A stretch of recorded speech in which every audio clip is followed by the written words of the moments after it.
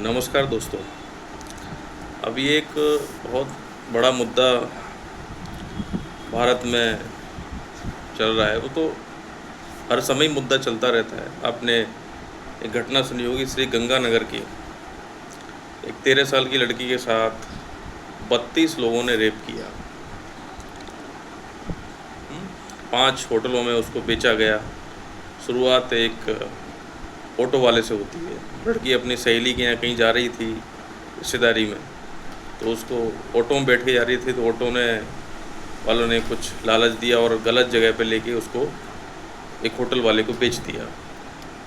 फिर वहाँ कुछ लोगों ने उसके साथ रेप किया। फिर वो होटल वाले ने दूसरे होटल वाले को बेच दिया।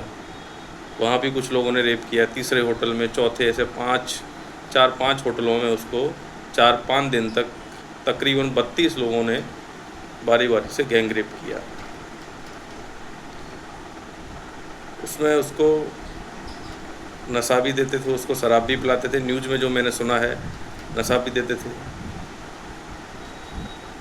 रूह कांप जाती है ये घटना सुन के।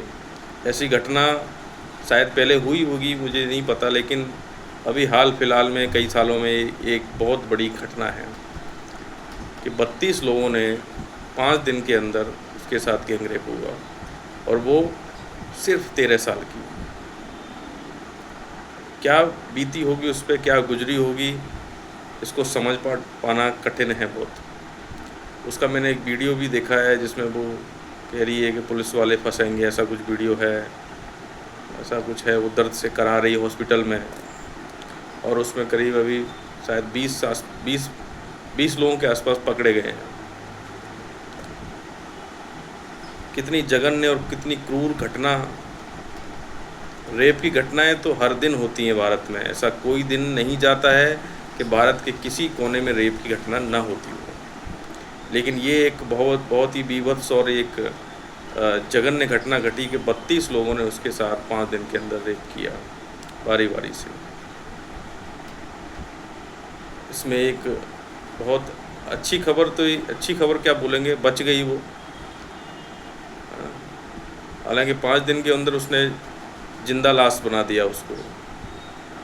वो बहुत दिनों तक उस ट्रॉमा में रहेगी, उस सदमे में रहेगी, शायद उबर ना पाए या उबर जाए। तो इस पे बहुत ज़्यादा बवाल मचा हुआ है। लोग गुस्से में हैं। गुस्से में क्यों ना हो, वाकई में बहुत बड़ी क्रूर घटना घटी है। लोगों को डर बैठ जाता है कि अब अपनी बच्चियों को हम बाहर नहीं भेजेंगे। डर बैठ जाना सामान्य बात भी है। लड़कियां अगर अपने माँ बाप से कहें कि हमें आज़ादी चाहिए, हमें वहाँ जाना है, वहाँ जाना है, यहाँ जाना है, आज़ादी देना बहुत अच्छी बात है, लेकिन माँ बाप कैसे भेजें उसको कि कहीं किसी ने बेच दिया, कहीं किसी ने फंसा लिया, लालच दे दिया। अभी इससे पहले कुछ दिन पहले एक महाराष्ट्र में घटना घटी। एक 60 साल के बुड्ढे ने एक शायद 4 साल या 5 साल की ऐसी बच्ची को कुछ चॉकलेट का बहाना दे के उसको वो एक तबेले में ले गया और वहाँ उसके साथ गलत हरकत की और मार दिया उसको। कुछ टॉफ़ी का लालच दिया, कुछ दिया। तो ये तो मैं आपको 1-2 घटना सुना रही हूँ। मैं बोल रहा हूँ हर दिन सैकड़ों घटनाएं घटती हैं। पूरे भारतवर्ष में हर साल 31,000 से लेकर 32,000 तक की रेप की घटनाएं होती हैं। यानी कि प्रतिदिन 90 से 80 घटनाएं डेली दर्ज होती है। ये रिपोर्टेबल मैं बता रहा हूँ आपको आंकड़े। इससे ज़्यादा आंकड़े और भी हो सकते हैं। वो कौन से आंकड़े हैं जो रिपोर्ट नहीं होते हैं, जो लोग बदनामी के डर से, समाज के डर से रिपोर्ट नहीं करते हैं, घर के अंदर सीमित वो बात छिपा लेते हैं। अगर उसको भी जोड़ दिया जाए तो 50,000 से भी ऊपर निकल जाएगी आंकड़े। रिपोर्टेबल 32,000 से के आसपास रहते हैं। तो ये जो लोग थे जिन्होंने 32 लोगों ने गैंग रेप किया, ये उसके परिचित नहीं थे, ये अपरिचित थे। बाहर वालों ने रेप किया। मैं एक सवाल ये पूछना चाहता हूँ, क्या घर में बहन बेटी सुरक्षित है? मैं आए दिन ऐसी खबरें पढ़ता हूँ और आप भी पढ़ते होंगे, इससे कोई अनभिज्ञ नहीं होगा कि बहन के साथ बाप ने बलात्कार किया, भाई ने बलात्कार किया, और उससे ऊंची और सुनिए, बेटे ने माँ के साथ बलात्कार किया, ससुर ने बहू के साथ बलात्कार किया, भाई ने बहन के साथ बलात्कार किया। तो बाहर तो सुरक्षित है ही नहीं है, घर के अंदर क्या बहन बेटी सुरक्षित है? नहीं है। उसमें से बहुत सारी घटनाएं बाहर आ जाती हैं, बहुत सारी घटनाएं बाहर नहीं आती हैं। कितनी ऐसी घटना है जहाँ पे घर में ही घर वाले, बाप हो, भाई हो, ससुर हो, जेठ हो, या कोई और मर्द हो, पड़ोसी हो, वही या रिश्तेदार हो, वही उस घटना को अंजाम देते हैं, लालच देके या कैसे भी करके। और जब वो गलती से प्रेग्नेंट हो जाती है तो बात को छिपा लिया जाता है, मामले को रफा दफा कर दिया जाता है, या कुछ ज़्यादा ही ओपन हो जाती है तब उसकी रिपोर्ट की जाती है। जो लोग 32 लोग थे, उन लोगों में से कई लोगों की बेटियां भी 13 साल की होंगी, उससे ज़्यादा भी बड़ी हो सकती हैं, उसमें 50 साल के भी आदमी हो सकते हैं, उनकी भी बेटियां 20-20, 25 साल की हो सकती हैं, 13 साल की हो सकती है। तो क्या वो बाप नहीं थे? वो भी बाप थे। किसी की बहन भी हो सकती है 13 साल, किसी की 19 साल की, 20 साल की बहन हो सकती है उन 32 लोगों में। लेकिन वो उनकी बहन नहीं थी, वो उनकी बीवी नहीं थी, उनकी बहन नहीं थी, उनके घर की नहीं थी। तो वहाँ से हमारी मानसिकता क्लियर हो जाती कि जब हमारे घर की नहीं है तो हमें क्या लेना देना है। और मैं उससे पहले आपसे यही बात कहा कि हमारे घर की भी हो तो भी करते ही ना हम, लेकिन वो संख्या कम है। ज़्यादातर संख्या कौन सी है? दूसरे के घर का माल हो, हमारे घर का नहीं होना चाहिए तो हम कुछ भी करेंगे। ये मानसिकता कितनी क्रूर और घिनौनी है, ये आप समझ सकते हैं। बलात्कारी कैसे पैदा होता है? बलात्कारी कोई अपने ऊपर सिक्का लगा के पैदा नहीं होता है कि ये देखो ये बच्चा पैदा हो गया, आगे चल के बलात्कारी बनेगा। नहीं, बलात्कारी समाज में ही पैदा होता है, आतंकवादी भी समाज में ही पैदा होता है। एक फिलोसोफर ने एक बड़ी अच्छी बात कही है कि हर आदमी बलात्कारी है, हर आदमी बलात्कारी है, बशर्ते उसको मौका नहीं मिला। ये बात को जब मैं गहरे से समझा तो वाकई में ये बात बहुत सटीक बैठती है ना। जो 32 लोग थे वो भी भगवान की पूजा करते थे, मंदिर मस्जिद जाते होंगे, है ना, बहुत सभ्य लोग होंगे, संस्कारवान लोग होंगे। कुछ लोगों को मौका नहीं मिला और मौका मिल गया तो उन्होंने चौका मार दिया। तो फिलोसोफर की बात एकदम सटीक बैठती है कि लोगों को जब तक मौका नहीं मिला तब तक वो ठीक है, मौका मिलता है तो वो भी बलात्कार कर देते हैं।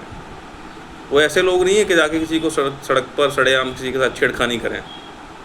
वो ऐसे लोग हैं, उन्हें मौका मिल गया तो वो कर देते हैं। चलो कुछ नहीं, मौका मिल गया, और अपनी इज्जत को अपने सामने एकदम सफ़ेद कुलीन रखते हैं कि हम सब लोग हैं। तुम देख रहे हो ना न्यूज़ में 50 साल, 55 साल, 60 साल, 40 साल के जो वयस्क हैं, अधेड़ उम्र के लोग छेड़खानी कर रहे हैं, बलात्कार कर रहे हैं 5-5 साल की बच्चियों के साथ। ये कौन लोग हैं? ये वही लोग हैं जिनको मौका मिल रहा है तो वो कर रहे हैं। हर आदमी बलात्कारी है। कोई बोले कि ना मैं कैसे बलात्कारी हूँ? तुम्हारा अगर टेस्ट ले लिया जाए रैंडमली कि तुम एक जगह पे खड़े हो, वहाँ पे कोई लड़की तुम्हें इशारा करे, अश्लील इशारा करे, तो शायद संभावना है कि तुम्हारे अंदर हैवानियत जग जाए। वो अपने से इशारा करे टेस्ट लेने के लिए। मान लीजिए कोई स्टिंग ऑपरेशन चल रहा है और वो आपकी तरफ इशारा करे कि हमने बताया कि उसको इशारा किया जाए, और वो इशारा करे, तो संभावना है कि आप फिसल जाएं और आप चल दें उसके पीछे। आप क्या समझे कि मैंने तो कुछ किया नहीं है, वो लड़की ही मेरे को बुला रही है तो मैं क्यों ना जाऊँ?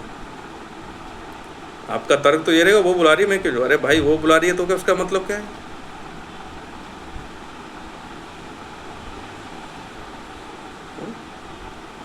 तो हर आदमी बलात्कारी है। इस बलात्कारी का जो केंद्र है वो है हमारी वासना, अज्ञानता।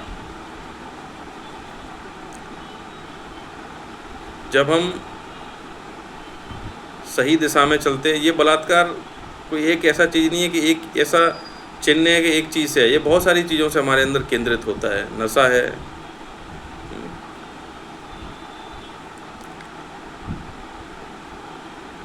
मक्कारीपन है, गुस्सा है, क्रोध है। इन सारी चीज़ों से एक हमारे अंदर एक बलात्कारी राक्षस पैदा होता है। आपने सुने होंगे मैरिटल रेप भी होते हैं कि अपनी पत्नी के साथ बिना परमिशन के, अथॉरिटी के, सहमति के आप ज़बरदस्ती करना, वो भी एक मैरिटल रेप होता है। मैरिटल रेप की तो आंकड़े आप बोलो तो बहुत ज़्यादा हैं, जिनमें पत्नियों के साथ ज़बरदस्ती होती है, उनके साथ सहमति से शारीरिक संबंध नहीं बनते, उनके साथ रेप होता है। आए दिन वो शिकायत करती हैं। कुछ औरतें होती हैं जिससे छुटकारा मिल जाता है, कुछ औरतें उसको सहन करते करते जीवन गुजार देती हैं। दारू पी के आना, ज़बरदस्ती करना, रेप करना, अपनी औरतों को दूसरे के साथ बलात्कार रेप करने के लिए, संबंध बनाने के लिए सहमति करना। अब कोई बोलेगा कि मेरी पत्नी है, मेरा अधिकार है। नहीं भाई, तुम्हारी पत्नी है, ठीक है, तुम्हें शादी हो गई है, इसका क्या मतलब? इसका ये मतलब है कि वो बीमार है या वो पीरियड में है या किसी और चिंता दुख में है और उसके साथ हम बिना सहमति शारीरिक संबंध बनाएं, ये बिल्कुल गलत है। वो मैरिटल रेप एक तरह का रेप ही है, आपके ज़बरदस्ती। वो बेचारी पड़ी हुई है इसके लिए कि उसको ऐसा लगता है कि मेरा हक है कि मेरी शादी हो गई है तो मैं उसके साथ रेप करूँ। नहीं नहीं नहीं,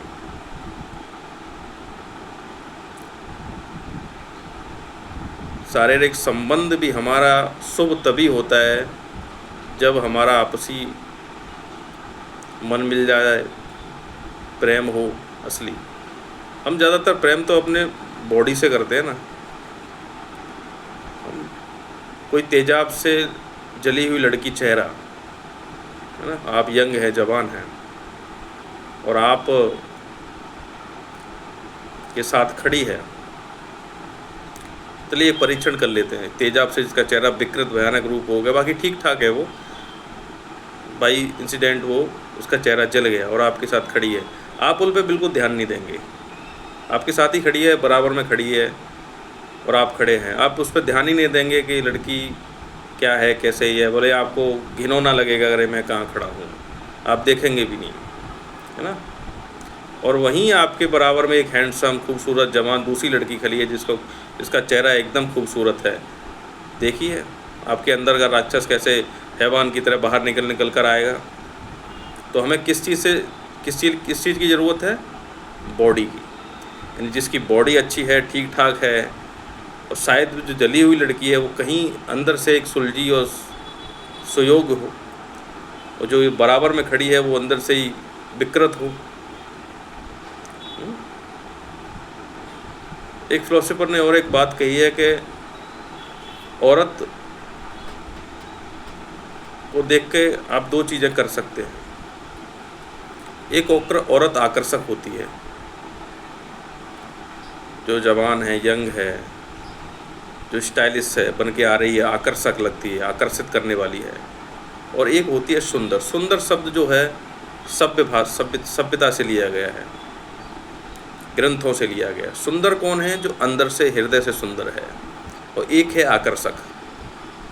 तो एक ऐसी औरत जो आपने देखी है कि ऊपर से एकदम गोरी चिट्टी है, खूबसूरत है, और अंदर उसके कीचड़ भरा हुआ है, गंदगी भरी हुई है, तो उसको हम सुंदर नहीं कह सकते, उसको हम आकर्षित कहेंगे कि ये आकर्षित करने वाली है, सिर्फ सुंदर नहीं है। और एक औरत वो है जो अंदर से, हृदय से सुंदर है, हृदय से अच्छी है, पवित्र है, काली है, गोरी, उससे कोई लेना देना नहीं है, असल मायने में सुंदर वो है। तो आकर्षण करने वाली तो दुनिया भर के घूम रही हैं औरतें यहाँ पर, लेकिन सुंदर कोई है। तो हम बलात्कार की बात कर रहे हैं, तो हमें अपने बच्चियों को सही शिक्षा देने की ज़रूरत है, आत्मनिर्भर बनने की ज़रूरत है। और हर दिन हज़ारों बलात्कार की घटनाएं होती हैं, सैकड़ों। हमें बच्चियों को आत्मरक्षा के गुण सिखाने होंगे, कुछ करना होगा, उनको ऐसा सशक्त बनाना होगा, ताकतवर बनाना होगा। अब आप बोलोगे कि 5 साल की बच्ची कैसे ताकतवर बनेगी? बात ठीक है, मैं समझ रहा हूँ कि 5 साल की बच्ची और एक 50 साल का आदमी कैसे वो उसका मुकाबला करेगी, नहीं कर पाएगी मुकाबला उसका। फिर ये हमें ये ऑब्जर्वेशन करना पड़ेगा। अभी वो समय आ गया है, देखिए, ऑब्जर्वेशन करने का, है ना। 30-40 साल पहले ये घटनाएं नहीं घटती थी कि हम बच्चियां आपस में खेल रही हैं, घर परिवार में, आपस में, पड़ोस में, घटनाएं कम होती थी। आज समय बदल चुका है, हर घर में रावण बैठा, एक गाना है ना, हर घर में रावण बैठा, इतने राम कहाँ से लाओ। हर घर में बलात्कारी बैठा है। बाहर की घटनाएं तो होती हैं, घर में भी बलात्कारी बैठे हैं। तो जो इस चीज़ को समझ सकता है कि बलात्कारी घटनाएं कहीं भी कहीं भी कोई भी कर सकता है, तो उसके लिए सतर्क और अलर्ट हमें रहना पड़ेगा, है ना। अगर आपका रिश्तेदार कोई आता है और आपकी बच्ची को बोलता है कि चलो बेटा मैं तुम्हें टॉफ़ी ले आता हूँ, चॉकलेट ले आता हूँ, तो आप ऐसा मत सोचिए कि आदमी बलात्कारी है इसके लिए ले जा रहा है। आप उसके इसलिए मना करिए नहीं। उस आदमी को भले ही बुरा लग सकता है, लेकिन उसे प्यार से समझाइए। देखिए घटनाएं, मैं पता ना, आदमी के अंदर हैवानियत, राक्षस कभी भी, मैं भी आपकी बेटी को अगर आपके घर से लेके जा रहा हूँ तो मुझे अपनी बेटी को हाथ मत दीजिए मेरे। मैं समझदार हूँ तो मुझे बुरा लगेगा कि हाँ आप उसकी सुरक्षा के लिए चिंतित हैं, लेकिन दूसरे लोग इस बात को नहीं समझेंगे, तब तक तो वो परेशान होंगे, रहिए देखो मुझ पर भरोसा नहीं करती, मुझे बलात्कारी बता दिया। अरे भाई, बलात्कारी बता नहीं दिया आपको हो बलात्कारी। आपके अंदर वो बीज पड़ा हुआ है वासना का, वो कब जागृत हो जाए? वासना का बीज तो हमेशा रहता है ना। एक साधु सन्यासी है, वो राम राम रट रहा है और अचानक उसको दिखी एक स्त्री और उसके अंदर वासना का बीज जागृत हो गया। तो इसमें बुरा करने में, लेकिन आपको अलर्ट और सजग रहना पड़ेगा कि मेरी बच्ची कहाँ जा रही है, इस पर ध्यान देना पड़ेगा, और कोई उपाय नहीं है। बलात्कार होने के बाद वो कैदी तो पुलिस में चला गया और उसको सड़ता रहेगा, चलता रहेगा, वो एक अलग बात है, लेकिन बलात्कार तो हो गया ना।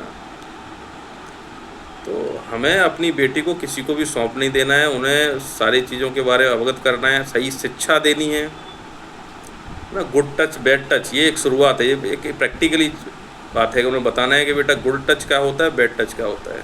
हमारे शरीर के साथ कौन छेड़छाड़ कर रहा है, कौन गलत तरीके से छू रहा है, तो उन्हें बताना है। किस तरह से कोई छू रहा है और कर रहा है तो हमें बताना है, छिपाना नहीं है। और कभी भी ऐसी घटनाएं शुरुआती में जब घटती हैं तो हमें उसके हल्के में नहीं लेने का है कि कोई बच्ची आगे बता रही है कि अंकल ने आज मेरे गाल पे पुच्ची ली या किस कर लिया, है ना, तो इस बात को हल्के में नहीं लेना है। देखो, किस करना एक अच्छी बात भी हो सकती है, एक सहज तरीके से भी हो सकता है ये चीज़ें, लेकिन ज़्यादातर सहज तरीके से करने वाले बहुत कम हैं लोग, है ना।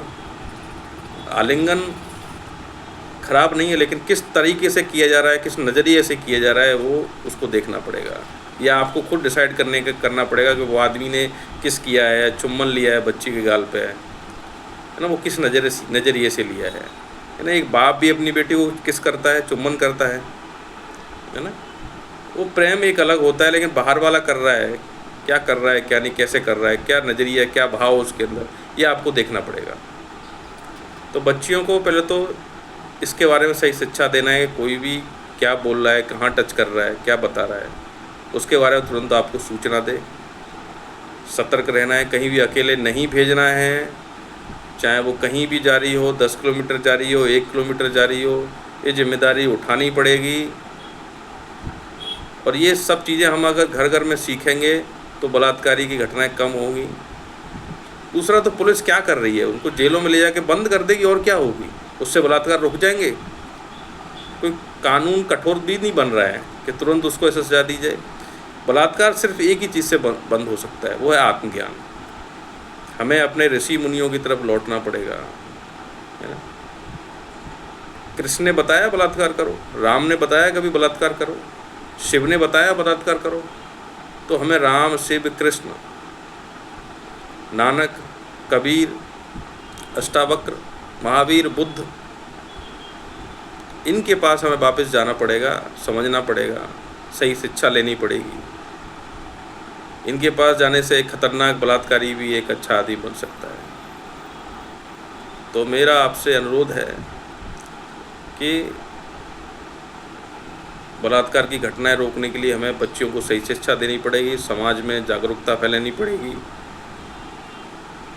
बाहर वाले तो रेप करते हैं, घर वाले भी कर रहे हैं, तो उसके लिए घर में हमें सही सुरक्षा का माहौल बनाना पड़ेगा। तो गंभीर विषय है, तो मेरा आपसे रिक्वेस्ट है कि ये वीडियो जो है मैंने बनाया, इसको आप शेयर करिए, कमेंट करिए और ज़्यादा से ज़्यादा लोगों के पास पहुंचाइए। Thank you.